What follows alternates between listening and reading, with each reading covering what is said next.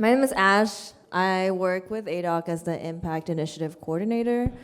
Before we get into the panel, I just want to do a quick introduction about the Impact Initiative. Here at ADOC, and this year we brought our new AAPI Futures Fellows with us, the 4 of them. You will get to meet them later in the breakout groups after this panel. But at the Impact Initiative, ADOC has identified this gap in the nonfiction world where there needs to be work to be done, and there's a gap that needs to be bridged between the nonfiction films production and reaching the organizations on the ground that are already doing the work in order to enact a social change that we are trying to achieve with our documentary films. And so the Impact Initiative has been around for a couple years. This iteration of this Impact Fellowship, which just started, that is going through the end of this year. We have 4 Impact Fellows that we are bringing together as a cohort to really train up impact producers in our space, identifying this gap in our industry where there isn't as much opportunity for impact producers. Last year's version of the Impact Fellows, we had also brought them to CAAMFest, and we also did a panel at the Filmmakers Summit. That version of the fellowship was specifically for cultural organizers that are not actually working in documentary film, but still utilizing nonfiction storytelling in different ways in order to enact social change. And before that, I'm gonna throw it to PJ Raval and Gary Leonard, who are the Impact co-leads at ADOC, and they can go in a little bit more about the history of how the Impact Initiative really started. Sure. Hi, everyone. So my name's PJ Raval. I am Filipino American. My parents come from the Philippines. I was born and raised in the United States. I'm a director, producer, mostly of feature documentary work. I'm also an associate professor at the University of Texas at Austin, and I'm part of ADOC.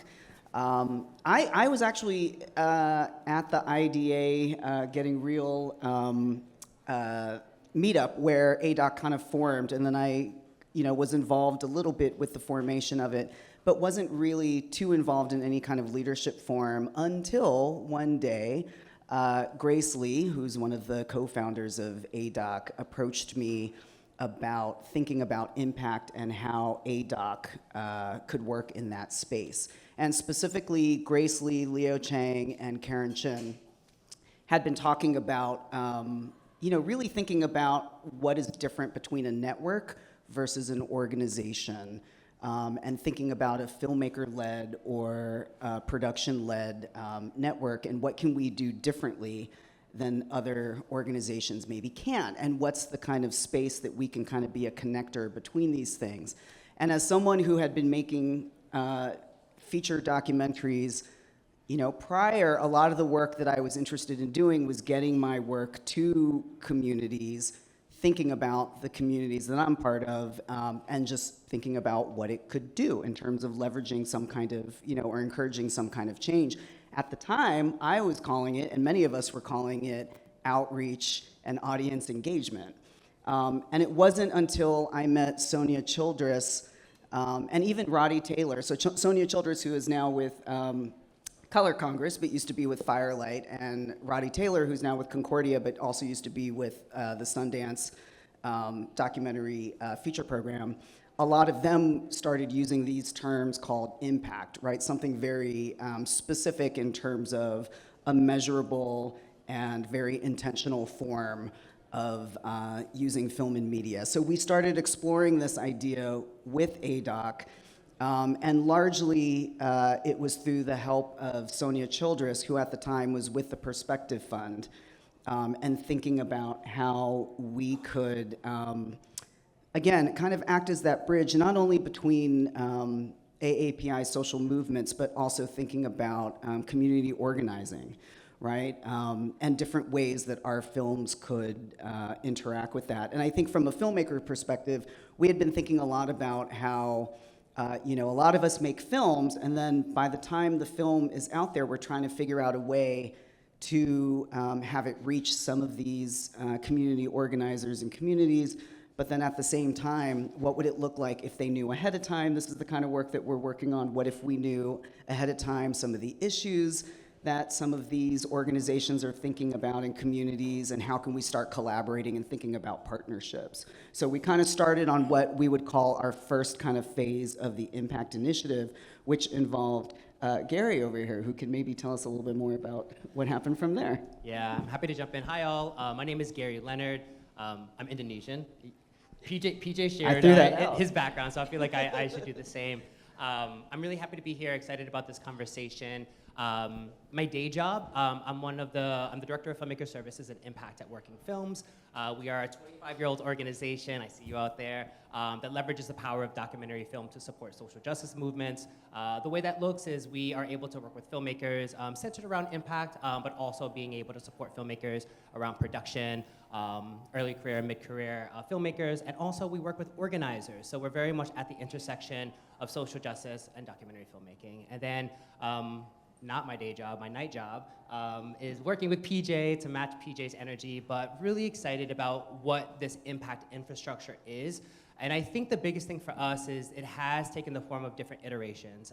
For folks who are interested, ADOC, we had an impact speaker series for us to be able to reimagine the ways that we're thinking about impact through policy change, through grassroots organizing, through collective liberation, because I think in so many ways, the field, when we think about impact, perhaps has become a little bit prescriptive and even didactic around it needing to be this film-centric big I impact campaign. And I think so much of what we've been trying to create with ADOC is this idea that we're building an infrastructure to be able to support each one of you in terms of this network of, what is ADOC, 1,800 or so filmmakers within this network, thinking about tools that you can utilize as part of just resources to reach audiences.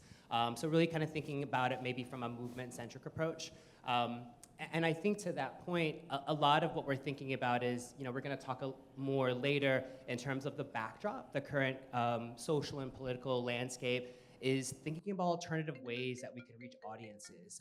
Impact campaigns don't have to be this large policy shifts or cultural strategies. They can really be centered around how we're reaching audiences, meeting them where they are, thinking about who are audience members that maybe aren't yet engaged, that we can bring into the fold as part of that. And I think another way that we focus around that is working with AAPI organizations. We're gonna hear more about Asian American futures, but really trying to bridge where we are as a network of documentary professionals, of filmmakers, to that of organizations, social justice organizations, policy organizations that are working within AAPI communities to think about film, narratives, stories as a tool for change. So. Hey, just really quick, can we just see a show of hands? How many people, when we say the word impact, have an understanding of what they think that means?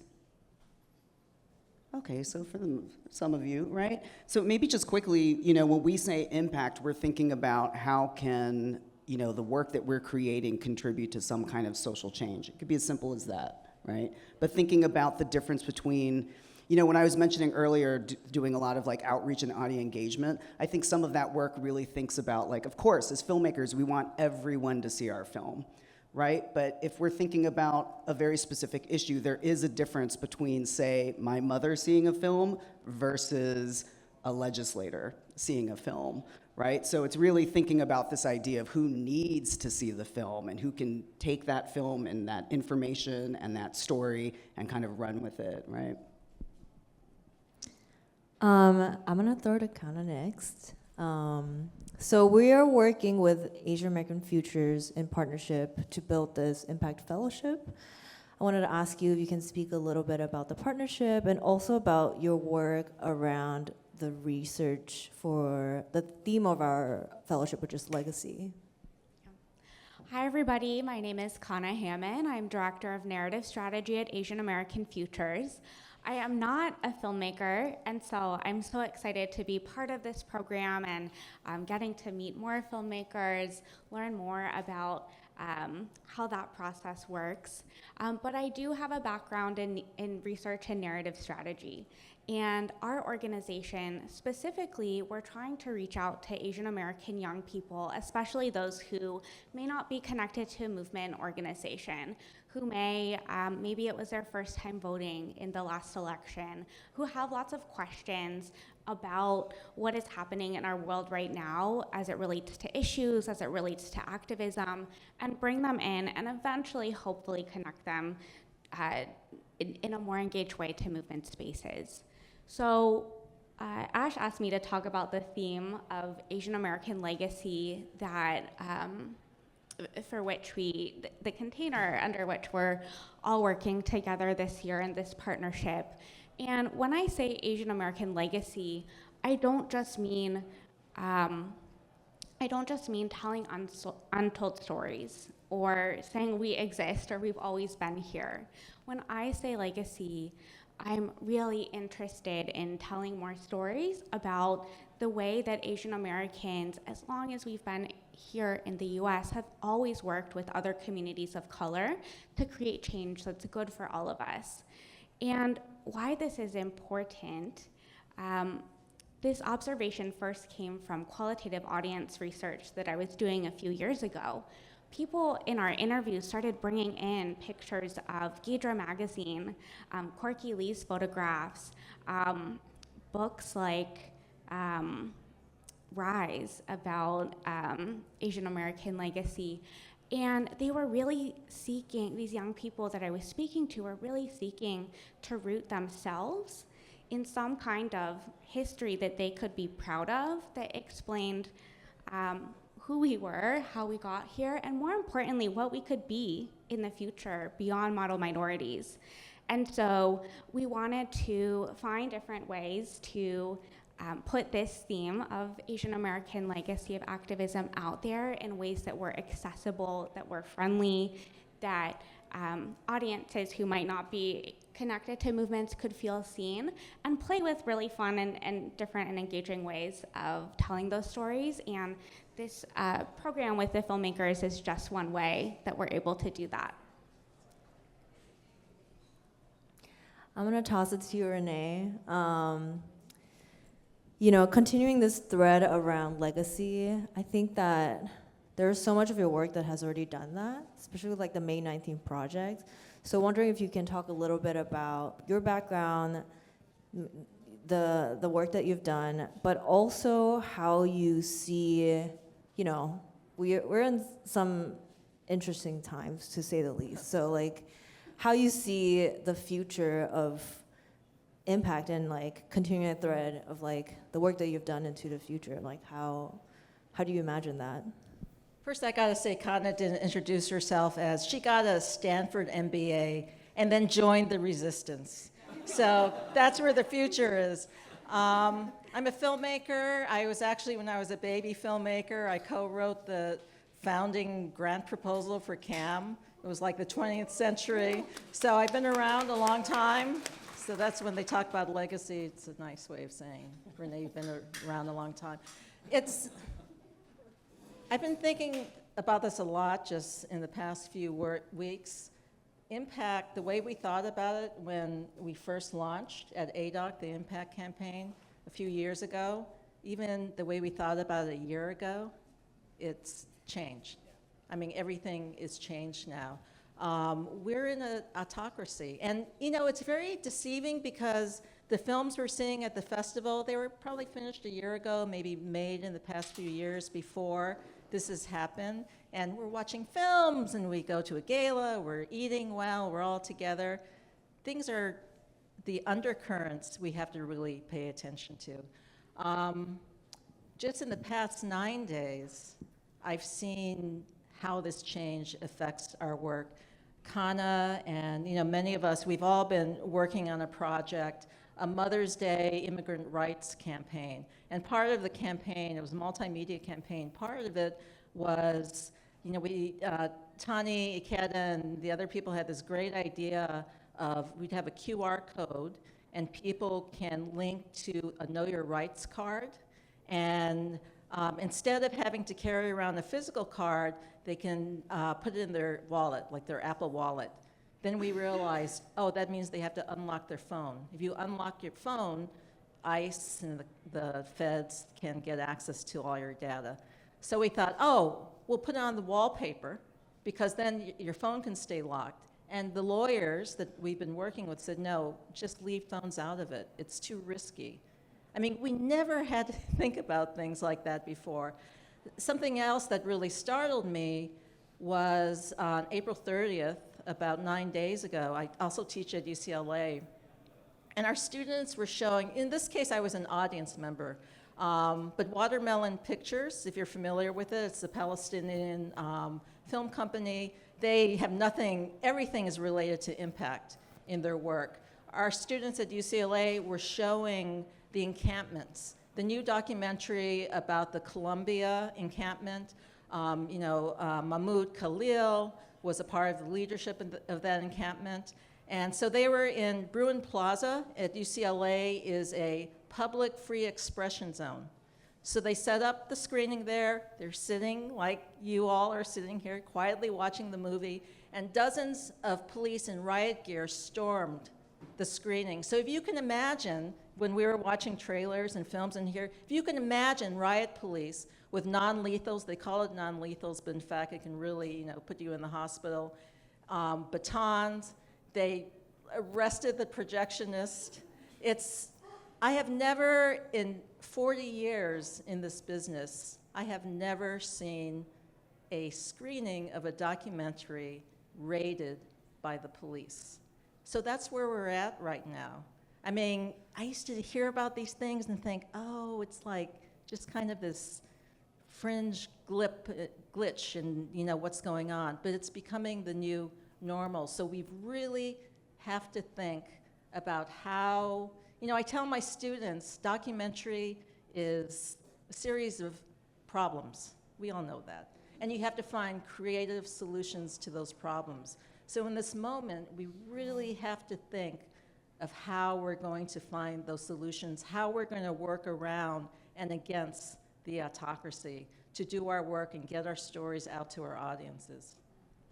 Can I riff on that? I think the really beautiful panel that we heard earlier, Sue and Jelena, kind of talking about participant care as part of a filmmaking practice, I think that needs to be extended as we're thinking about a wider distribution plan, as we're thinking about impact, because the more we gather and, just to name it, what we are facing is a rise of authoritarianism and fascism. And so as part of that censorship, as part of that, police state, and so just being mindful around centering care, centering ethics, thinking about those whom you are putting front and center, both featured in the film, but also as we're thinking about impact. And I think, again, so much of what we can do, like impact doesn't have to be these large, grandiose impact campaigns. These could be really specific, targeted ways in which we're focused around our audiences, who are our people that we want to bring into this work, and how we're thinking about the ways in which we can create impact in really tangible ways. And so much of, I think, how we're thinking about impact is really reimagining that. I also think there's some really beautiful examples.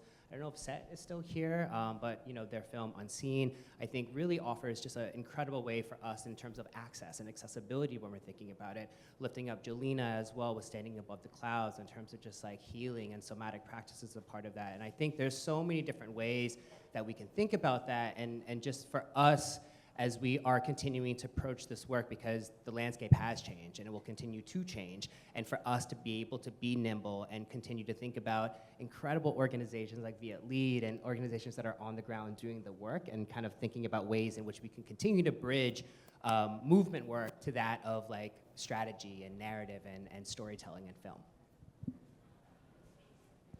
I have a question for y'all, which is, what are some creative ways or strategies that you have utilized in order to reach audiences that perhaps wouldn't normally be already there, actively, on their own accord, engaging with the work?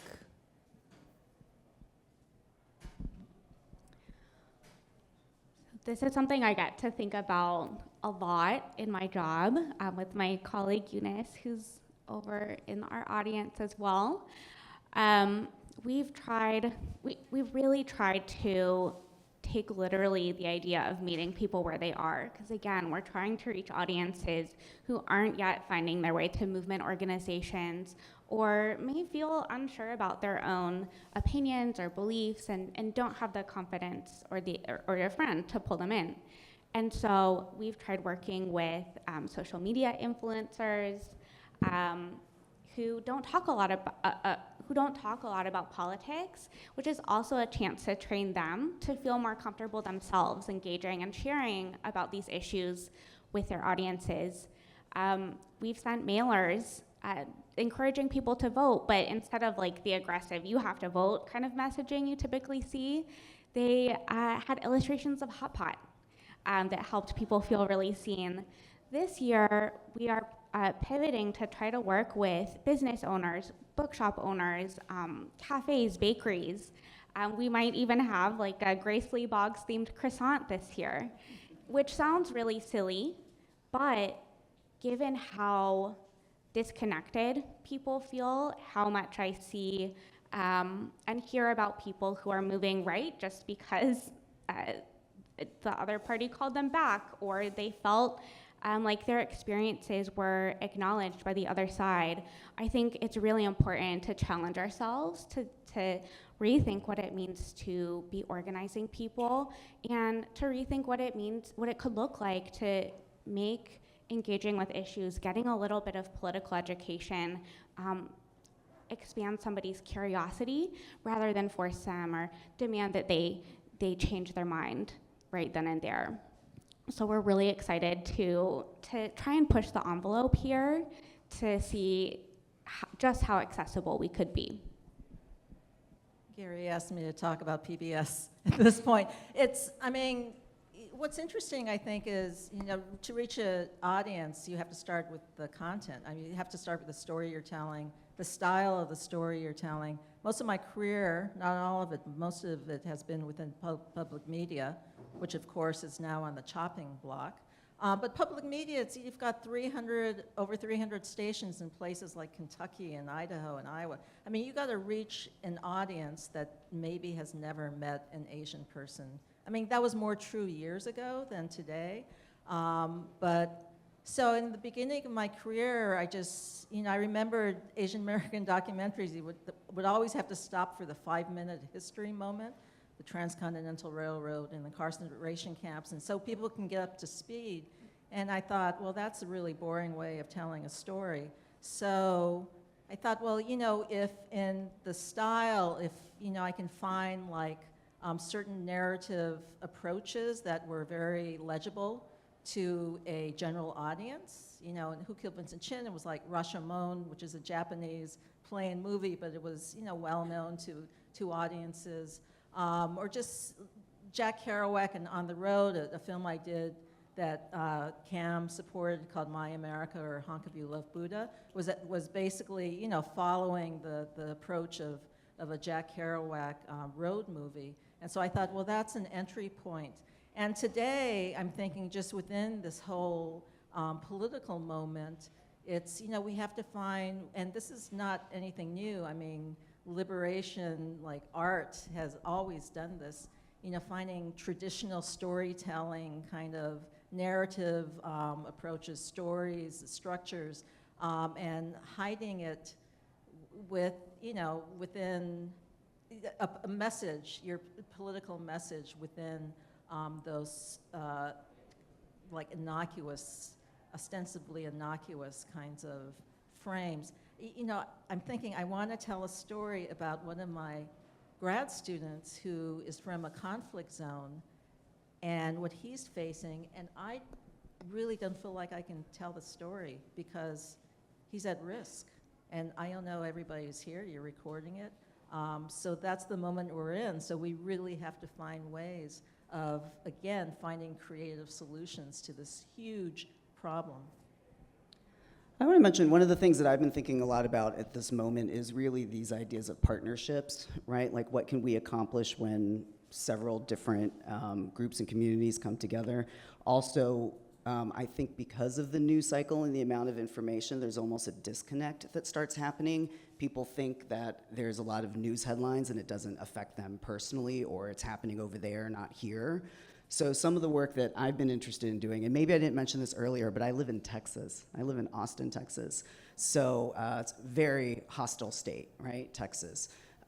So just as an example, one of the things that I did was after the Atlanta spa shootings, several friends of mine in the community, coming from film festivals, cultural organizations, you know, you name it, we all kind of came together and thought about, oh, let's create a project for us that would feel like a moment of healing and kind of bonding somehow. So we created a project called AAPI Stories Within, and what we did was we pre-interviewed a lot of different community members, put a call out there saying, hey, do you want to talk to us about how you're feeling about this moment? We worked with some writers where we encouraged these people to think about these questions and write a letter to their younger selves about a moment of exclusion, hate, racism that they may have experienced in their past, and how they're thinking about it now and addressing it. And part of the reason why we did that was because we felt there was a disconnect between seeing these things happen and thinking about what's happened to you and your experience. And it was really successful. And one of the things we did was we partnered with libraries. We thought about ways to create a short film that would feature these community members, but then also pair it with writing workshops and things like that. And for me as a filmmaker, it was great because it wasn't me thinking about how do I create this feature documentary that's supposed to play at this top festival and right? It was just ways of thinking about storytelling and just being in my community and just having fun with that, and the ways that filmmaking can actually do that, right? So I think for me, it's also just thinking about how films can tap into personal stories. And I think one of the things I think a lot about too is just who we are as diasporic communities. So many of us, have family members that come from different countries that have survived wars and are refugees, or have, survived colonialism, imperialism. We've seen these things, but there's sometimes, again, a disconnect thinking it can happen here, right, in the United States. As someone whose family comes from the Philippines, it's very clear what can happen when certain people come into power, and then, there's an erosion of democracy and a taking over of all the checks and balances, right?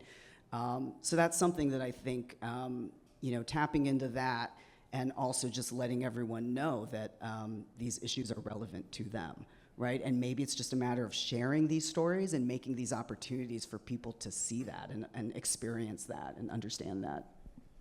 As part of an erosion, do you want to jump in? Oh, no, go ahead. As part of an erosion of democracy, it's easier for us to fall into a place of grief. It's easier for us to fall into individualism. It's easier for us to kind of work within our silos. And I think, again, underscoring partnerships as well as kind of impact. And what we're talking about is this idea of being able to work with folks, organizations, institutions, libraries that are also excited about stories, right? Because they're doing various levels of grassroots work, they're doing various levels of organizing work, and they need the stories to be able to put the faces of the work that they're doing. And so I find that when we're talking about partnerships, it doesn't have to be the first time that you reach out to an organization is when you're ready to launch your impact campaign. It's like early days as part of where you're at in production. If there's an advisory committee, if there's folks that can come on board to kind of help shape the ways in which you're doing that work. And I think in this moment, the more we can work together, the more we can skill share, the more we can, think about both resources, but a redistribution of resources, I think we will be better off in terms of that, in a lot of ways, being an act of resistance, but continue to think about different means and strategies in terms of how we can work together as a collective. Renee?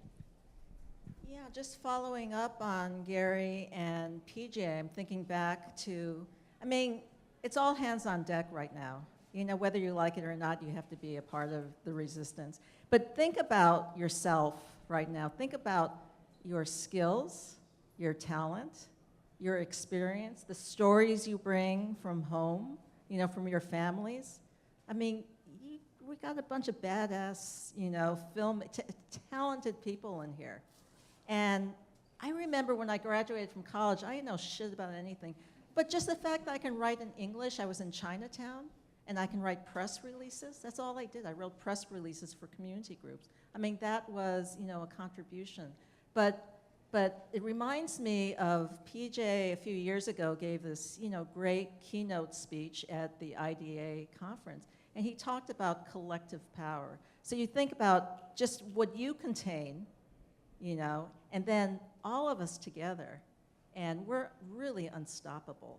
So I just want to, nudge you about that. Like you can't sit this one out. You cannot sit this one out. We have to soon transition into our breakout groups, but before we do that, and this conversation can continue in all the breakout groups around the room, I just wanted to transition with a quick ask from all of you, which is in your work, we have here an array of both filmmakers and leaders of organizations or like cultural workers. Could you mention a moment in which you have felt a sense of solace or you've seen the impact personally of the people that you're reaching that has really made you feel like there is power here and that this work is effective? Yeah, as I mentioned, I'm an associate professor at UT Austin. I teach filmmaking, and in Texas right now, DEI is banned. It's been banned for over a year. There's been a defunding and firing and criminalization of people doing that kind of work. But one of the things right now that's actually protected right now is teaching and research. So, I've been thinking a lot about just even teaching filmmaking classes, right? And even filmmaking classes tend to be very technical oriented and very kind of cut and dry. So some of the things I've started doing is I've been converting my classes to think about them more topically. So as an example, I just created a queer film production class where the students are making films under the concepts of queer theory. And a lot of it is about political resistance, it's about collective power, community care, meaningful risk-taking, all of these kinds of things. And the thing that gives me joy in seeing this is that I know the conditions that these students and filmmakers are making their work, but we have first-generation filmmakers, a lot of them, people of color, all of them identify queer to some extent, and they're making the work, And so what I think about that is, sure, you can have all these laws, you can have legislation, you can have all this hate legislation going, and the youth and the progress is still going in one direction, right? It's the survival, and it really is, to me, the example of survival and resilience. And my job as an educator and as a mentor and as a filmmaker is to tap it into the lineage of what has already been happening. It actually makes me think, Renee, about one of the quotes that you said during one of our meetings where you said the revolution is one long meeting. And I think a lot about that, right? Because I think a lot about that in terms of this moment, like there's such history to these movements, and they might be coming from queer communities, Asian communities, Black communities, but we're all, moving in the same direction or wanting to move in the same direction. And it's about, for me, tapping these people into that and understanding that they're not alone in this and that it is part of a larger kind of historical movement, right? And to embrace that and to go with it and rely upon it and nurture it. And that gives me joy because it makes me really think about, regardless of me, they're going that direction, regardless of Abbott and whoever might be in office in Texas and, in the US. But it's a matter of like nurturing it and encouraging it and, making spaces like this, right? Where we can see each other and feel seen and recognize one another. I'll jump in, and Renee, perhaps you can kind of close this out, because I know you have something really beautiful to offer up. I think, we operate from a realm of culture. Culture is power, and I think in so many ways, like, I find solace in spaces like this. So I really want to actually take a moment to shout out Cam and the entire CAAMFest team. Like, I just know, the folks are just working so tirelessly behind the scenes, holding so many things, we're juggling so many things, and then we look outside the window and it's just like everything that we know, the backdrop that we can live in. And so just being able to be in spaces like this amongst like our people, our community is like really powerful and special in so many ways.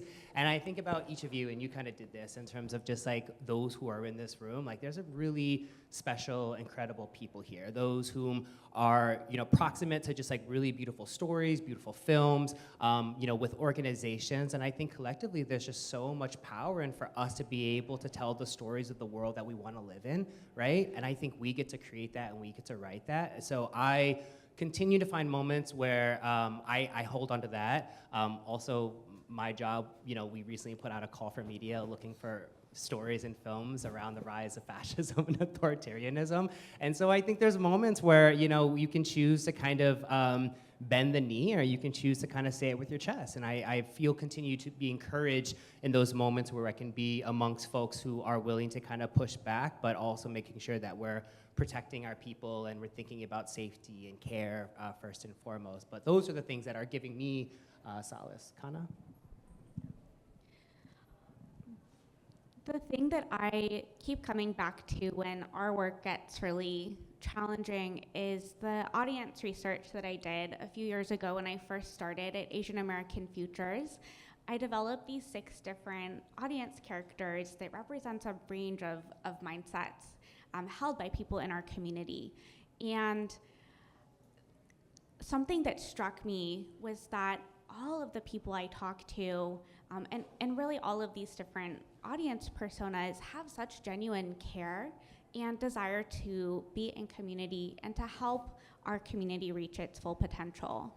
They may not always share my political orientation. They may not always have had the benefit of an ethnic studies curriculum or mentorship from people like Renee, but their care and eagerness to participate is really genuine.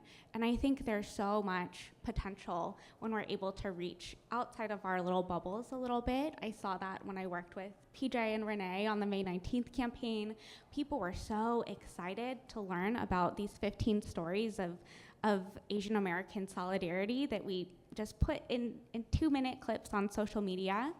There's so much potential when we think about the opportunity of all of our entire community, rather than thinking that we just have to stick with those who are already there with us. Yeah, that's right. On May 19th, we had the 2 CAAs we were working with, Chinese for Affirmative Action and Creative Artists Agency. So you can bring in a lot of people. But when I think of a moment, it's not really one of my films, but like PJ in teaching.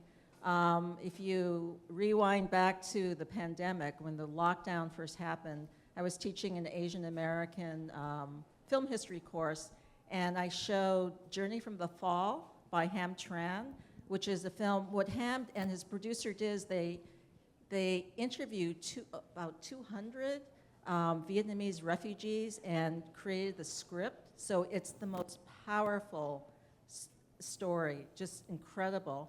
And so I showed that, and Ham came to do a Q&A, on Zoom. So you've got all these dozens and dozens of students in the little boxes with Ham. And I had a student who was her family were Vietnamese refugees, and she told me that as soon as that film, I think it was produced in 2006 or something, as soon as it was produced, they bought a DVD. Every year, the family sits down and they watch the DVD together because that is their story. And so she was so excited, and since it was on Zoom, I said, well, you can ask Ham a question. And she said, well, my mom wants to meet him, so her mom was like in the background, like so excited. And it was such a beautiful moment, but then she told us it's the first time they watched together without their dad, who had just passed from COVID. And I thought, this is why we make films, because they saw themselves. This film was so much a part of their life, their legacy, their father, and their story. So that's why we make films.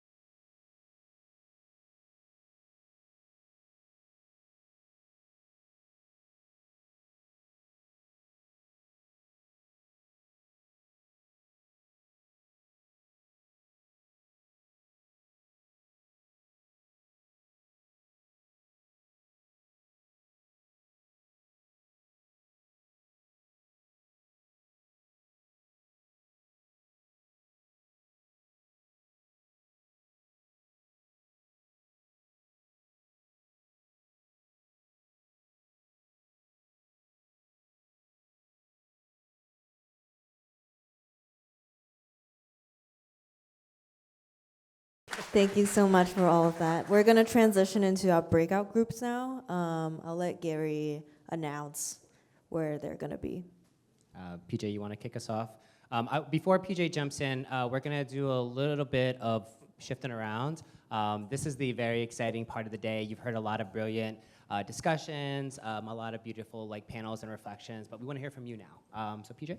Yeah, so at this time, we're going to transition into the generative part of today's discussion, where you will have an opportunity to hear from the panelists that you just heard from, right, as well as the 4 fellows selected as part of our inaugural AAPI Futures Impact Fellowship, a joint initiative between ADOC and Asian American Futures.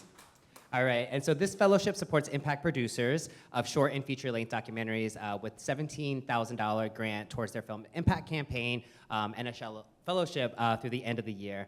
As we've talked about here, the theme this year was focused around AAPI legacy.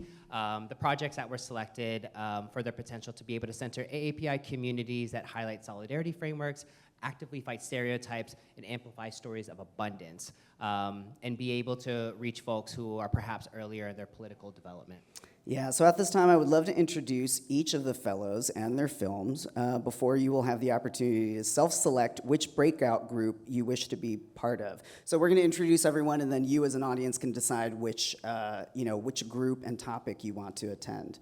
So you can ask the panelists and the fellows questions. We want to hear from you and the type of stories, films, and narratives that are needed to support AAPI movements. You can share about something you are working on, stories you would like to see, or ways that you think you can reach AAPI communities that are not yet activated politically or socially.